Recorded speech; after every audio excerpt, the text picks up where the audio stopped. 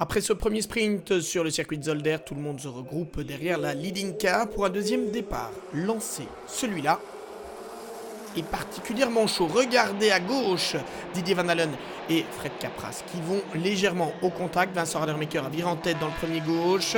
Didier Van Dalen le suit derrière et puis on voit Romain Deleval qui s'est emparé de la troisième position. À l'arrière du peloton, petite touchette entre Sam de Jong et Steve Van Bellingen qui envoie la Golf numéro 21 en tête à queue. Le Portugais José Rodriguez percute le Brabançon. C'est chaud pour la troisième position avec la lutte entre Didier Van Dalen, Romain Deleval et Fred Capras qui essayent de s'infiltrer ici dans le double droite du canal et qui touche Romain Deleval. La Golf numéro 4 est plantée dans le bac à gravier. Fred Capras, lui, parvient à s'en sortir. Parti dixième après ses malheurs de la première course, Maxime Potty est déjà remonté. Il profite ici d'une erreur de Matt Neal pour prendre la cinquième position. Vincent Radermaeker, Didier Van Dalen, Édouard Mondron, Sam de Jong, Maxime Potty et Matt Neal. Voici les 6 pilotes de tête au moment de boucler le premier tour. Et alors que Vincent Radermaeker et Didier Van Dalen s'échappent, Maxime Potty met la pression sur Édouard Mondron. Et il tente une manœuvre dans le premier gauche avec une petite touchette entre les deux pilotes. Maxime Potty en profite, il passe devant Édouard Mondron qui lui rend l'appareil. En troisième, Maxime Potty quatrième et Matt Neal s'infiltre à l'intérieur et il emmène avec lui le pare-choc avant de la Golf GTI TCR numéro 52.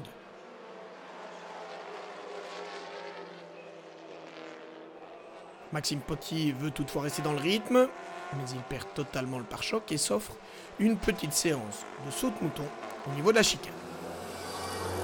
Malheureusement, il y a des dégâts sur la Golf de l'équipe WRT et Maxime Potty est contraint à l'abandon. L'homme de cette fin de course, c'est Fred Capras qui passe ici Sam de Jong pour prendre la 5e position. Il poursuit sur sa lancée après cette défaite de Matt Neal. Il passe devant Édouard Mondron alors que vous l'avez aperçu en arrière-plan. Didier Van Dalen, lui, est au ralenti, victime d'un bris de cardan. C'est l'abandon pour la Golf numéro 3 qui marquera toutefois les points de la 6e position. Édouard Mondron, lui, résiste tant bien que mal aux assauts de Sam de Jong. Mais il s'offrira finalement la plus petite marche du podium, alors que Vincent Radermaeker remporte sa 2e victoire du jour devant Capras, Mondron, De Jong et Matt Neal. Je voyais bien que je mettais un peu d'écart progressivement, et pas tellement sur ma vitesse, mais plus sur les petites erreurs qu'il faisait à gauche, à droite. Et moi, j'essayais de juste garder mon rythme, de ne pas taper ni dans les freins, ni dans les pneus avant. Et j'ai gardé une auto en bon état jusqu'à la fin. Après le premier tour très animé, Fred Capras prend malgré tout une 2e place, pratiquement inespérée.